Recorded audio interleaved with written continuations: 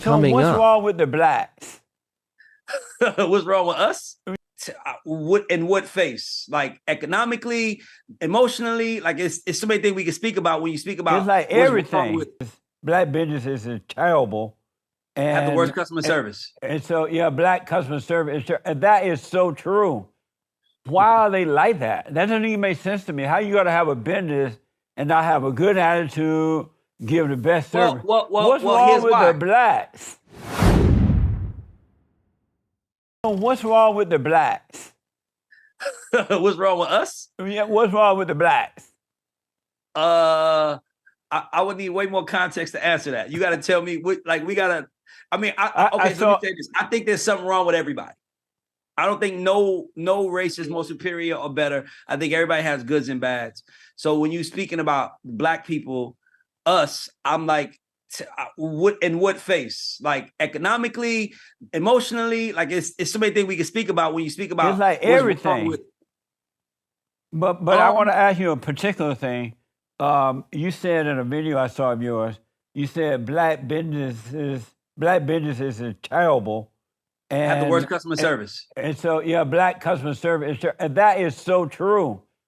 Why are they like that? That doesn't even make sense to me. How you got to have a business and not have a good attitude, give the best service? What's wrong with the blacks? Here's why. The reason why is because it's not their business. What do you mean? Like, I'm not saying black entrepreneurs have bad service. I'm saying black businesses have bad service because black entrepreneurs, the right thing to do is to employ people that look like you, or at least give them an opportunity. That's how you got your opportunity. So it's us working there. But I'm going to tell you something. I used to work at McDonald's when I was 16. My first job I had was at McDonald's. When I worked at McDonald's, they told me, they said, our only goal is to get the customer in and out in 30 seconds. That's our only goal. That's why if you ever go to the window at McDonald's, you ever notice why they make you stand across the like your food ain't ready, go across the street? It's not because they want to. It's not because they want to give the next car their food faster. It's because they have a timer that counts how much a customer is there. Oh, I didn't know that. Go across the street means So go across the street, just park right there. Just means it tells the system customer was in and out. Oh, I see. So I worked at McDonald's. And then when I left McDonald's, I got fired from there because I gave away extra barbecue sauce, which is crazy. But I left McDonald's and I started working at Chick-fil-A. And when I worked at Chick-fil-A, the guy that was hiring me was like, how much did you make an hour at your last position? I told him. And then he said, okay, cool. I'm going to give you $2 extra a month, $2 extra an hour. And I'm happy. I'm 16. I'm like, hell yeah. And he's like, but you know what the extra $2 is for? It's for your smile. Now, I want you to think about that's a good point.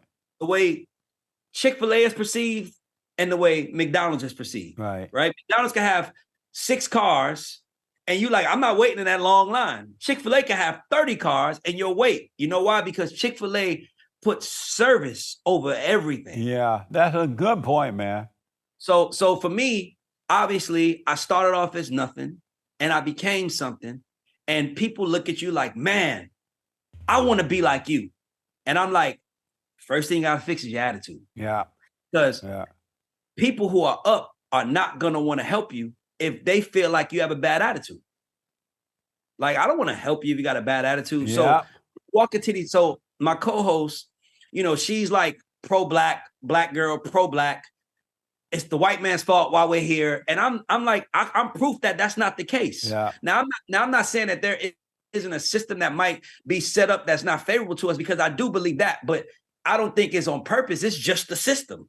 It's like me and you talking right now. You said alpha male. So that I gotta assume that you're naturally an alpha male too. Am I tripping? That's right. My first child was a boy. So imagine if a beta male is there. He might feel a little left out. Yeah.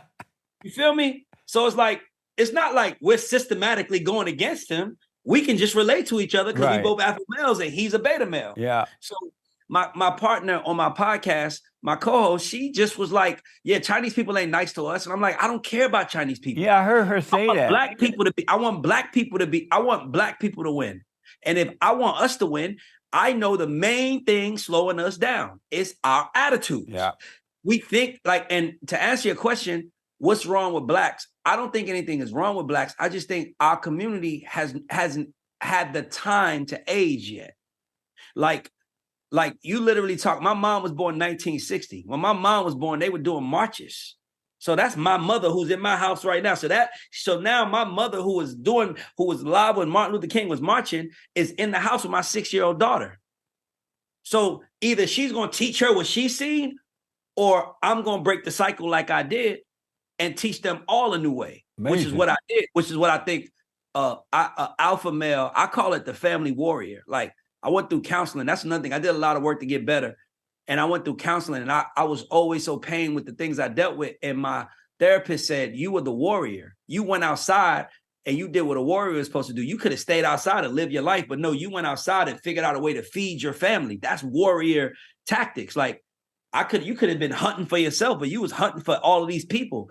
Meanwhile, these people were staying in the same place, not growing. Yeah. Do you feel obligated? They're not like you. Do you feel obligated? Huh? Do you feel obligated to the blacks? Yes. But why? You're not responsible for anyone but Why do you call us the blacks? Aren't you black? What are you nationality?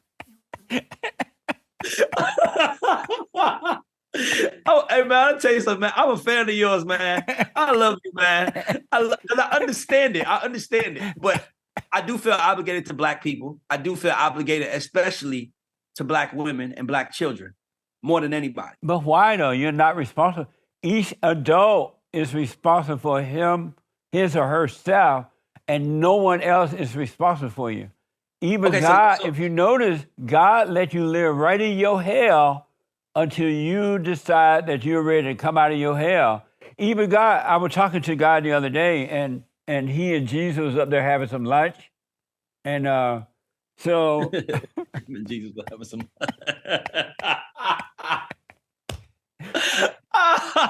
And so I asked him, I'm like, God, what's wrong with the blacks? He said they love their hell. And so their what? They love to live in their hell. I don't think it's that. They love their misery. And he said that I made the way for them to overcome it, but I'm not going to force them. I'm just going to let them live in their hell until they're ready to come out. But those who want to come out, those who want our help, like you didn't like living in your hell, so you came out of your hell. And so if the blacks want to come out of their hell, they'll take responsibility for themselves and come out of their hell. But don't you think other nationalities are dealing with the same thing? You don't think white people are in hell? Every human being born through the woman are born in hell. That's why you must be born again of the Father. And life is about... I never knew that. That's actually... See, that's very logical. I knew that. So, that makes sense. Yeah, that's why God said we must be born again. And life is about a return to the Father. And as long as you stay of that mother nature, you're going to live in hell. So I'll say this. What I think our problem is we are still living amongst a group of people who I just had the word in my head, oppressed us, right? So we live amongst our oppressor, right? Who is the oppressor? The white America that had slaves and controlled the country. There were 4,000 black people who owned slaves too. Well, I'm pretty sure there was, but what I'm saying is that I'm speaking directly for me. I know all of our family lived in the projects. I didn't have one person in the family that had. Like, I think my grandfather had money, and I never forget when my son was born, because I'm the fourth Raymond, my son's the fifth. And I wanted to reach out to him and tell him that he has another Raymond in the world on some respect stuff. And he told my aunt, I don't want to talk to him because he probably just wants some money. And I remember thinking like, motherfucker, I'm rich. I'm sorry to curse like that, but I remember thinking like, that's sad that I wanted to tell him something and he thought that I wanted something from him. So, and I think that every black person that has become successful at some point in time when they were at the table, they were made to feel like they were different from other black people. Really? Yeah. But no one can make you feel any way if you don't already feel that way. That's true. I love that you said that. That's absolutely true. But my confidence came from me believing in me and me just educating me. I do agree with you. I do agree that. But I mean, dog, like there are people that look like me and you that feel like they don't have a chance. All human beings feel that way. I agree. That's why they have to But you asked me about the blacks, though. So I was just addressing the blacks. Right, You asked yeah. me about the Chinese, I would have told you the blacks.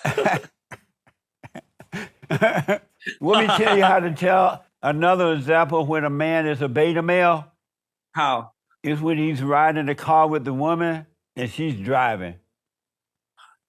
I agree. That's a real beta male. Because I agree. even if he doesn't own the car, he still should be driving the car, and she should be sitting in the woman's seat. I agree. I agree. Okay, so here's another issue with our community. You gonna say the blacks? I'm gonna say our community because we both black, right? So here's my problem with our community is that we don't. It has to be delivered to us the right way. We're emotional, right? Like it's nothing you can say that will offend me. Like I don't know you. Like I know who you are, but it's like even and if there's something that you can do to help me, I want to hear it. Like something important to my story. When I wanted to be in the music industry, I met this guy. He was African, and he did exactly what you're doing right now. He was like, "You Black Americans have the world messed up." And mind you, I could have easily been like, "Man, F you, bro." You know how I could have, but I was like, "How?" Yeah. Because I knew something was wrong. Yeah. Because look at how our lives are. Something is wrong. Yes. So when he starts breaking it down to me, I was open-minded to learning. So, you know, a lot of people might get mad at your message. People that look like us might get mad at your message, but I hear it loud and clear. And I'm like, nice. Some of us just get fed up. Yeah. And some of us get so fed up that it's like, I don't want to talk no more. This is what I believe, and that's what it is. And that's okay. But you're no different than them if you think about it, because you're saying you're generalizing them and they might generalize you. Right. And I'm like, I don't generalize people. I get to know them and I can laugh at them. If I think that what they're saying is funny, it doesn't bother me. Like it takes a lot to piss me off because I know that my power comes from within inside me. Right on. And what God put inside me. And as long as I don't lose that connection to myself and God, I'm gonna be okay. Yeah. And nothing anyone can say to bother me, because like it's one thing I can tell you is that we are all everybody who watches this, we are all the results of our lives, of our decisions. I'm sorry. Our lives are a result of our decisions. Yeah. If your life is not where you want it to be, that means you made bad decisions. Think about those decisions you made and fix them and go forward and don't make them again. That's why I wonder why you feel responsible for them, because each adult is responsible for themselves and no one else is. And if you feel responsible for them, you're going to help them in the wrong way, and that will only keep them down. Let me jump in and say this. There are some men in history and women who have changed the world. They've changed the world for the better. Some have changed it for the worse. But they changed the world because they were focusing on something bigger than them. I do feel a responsibility to my people because, oh man, I forgot to say this. So when I was trying to be in the music business, there were guys who I knew who could help me but wouldn't. Yeah. They knew the answers, but they still wouldn't give it to me. Yeah. But praying to God. I remember saying, God, if you give me an opportunity, I won't be like them. If I know an answer, I'll give it. As long as it doesn't inconvenience my life in a way that hurts me. If I got an answer for anybody, I'll give it. That's right, man. So for me, it's like, once you realize that you have something powerful inside of you that you have to honor, you can't let that fire go. That fire won't go out no matter what you do. Right. So for me, I was once a Black child. That's why I have so much feel responsible for Black children in the world. And I also have a Black mother. Now, as a man, you got to get off your ass and do what you got to do. I don't care what's going on. I don't care what's happening. As a man, you need to go figure it out. But as a woman, in your natural state, you should be providing and nurturing the family. The man should provide and protect, and the woman should love and nurture. Yeah. That's in our natural state. Absolutely. So how can I not feel responsible for you when I know that my job is to provide and protect to make sure you can nurture? Because if I give you, if like I want to adopt kids in 10 years from now, I want to adopt kids and I want to adopt young Black boys. And because my thought process, if I can change young Black boys' mind, I can create a strong Black family structure, because women think that they're the backbone of the family. Men are really the backbone of the family. Yes. Men protect the family, provide for the family. Women are the heart of the family, but the backbone is the man. Yeah. And so for me, it's like nothing hurts me more than seeing a Black woman on a bus with a stroller. Like when I see that, all I think to myself is some man failed her. Really? Now, don't get me wrong. You can take the place that she was responsible. She chose him. But women in a natural state is to submit. And the real problem with our community is a lot of these women have submitted to the wrong kind of guys for the wrong reasons and make babies and now babies become the priority. And now the whole family is messed up. There's one thing about white people that I tell all my Black friends. I'm like, there's one thing that they do. A white person, have you ever seen a movie? Are you a movie watcher? Yes, I am. Have you ever seen a movie, This Is 40? I like good movies, though. I don't like this messy movie. No, I like good movies, too. Have you ever seen This Is 40? No, I haven't. Okay, so This Is 40 is about a 40-year-old white man and his wife. But they have kids that are like 7 and 8. Black people be 40 and be grandparents. That's because we having kids earlier, and kids become our priority. So now we can't focus on ourselves. My son did not come home until he came home to a 5-bedroom house and a Mercedes-Benz. That is what a parent is supposed to do. We should not be making kids in our community until we are in our career. Yeah. And if we do that, that thing to me changes, because if you're raised by, you can tell when a kid is raised by an older parent or a younger parent. You can tell, like an older parent, they dress a certain way. Yeah. But a younger parent, they dress a certain way. It's like, oh, his mom 21. Look how he dressed. Yeah. Think about that. The difference between a 21-year-old mother and a 35-year-old mother. Just think about how different that is. Yeah, like when she's 21, she don't know who she is as a person. Yeah. So she's raising you. She don't know who she is. Of course, there's going to be problems. Right. Now, my kid's mom was 22 when I met her, but I was 28. I was on my career. And she did what she was supposed to do and take care of the kids in our family. And that's why no matter what happens in life, she will always be good. I will never disrespect and not honor that relationship. Let me ask you, you have brothers and sisters? Yeah. And how are they doing? My sister she's doing good. She's a designer and an entrepreneur. So she designs clothes for like a couple of big clothing brands. And my brother's in the music business like me. Oh, okay. But they're doing good. My sister lives in my house. Well, my sister and my mother live in one of my houses with my sister's husband and her kids. My cousin lives in the guest house. Her husband live there too? Yeah. Are they Jewish? No. No. No. I don't even know what being Jewish has to do with, but they live in a house. They live in a house.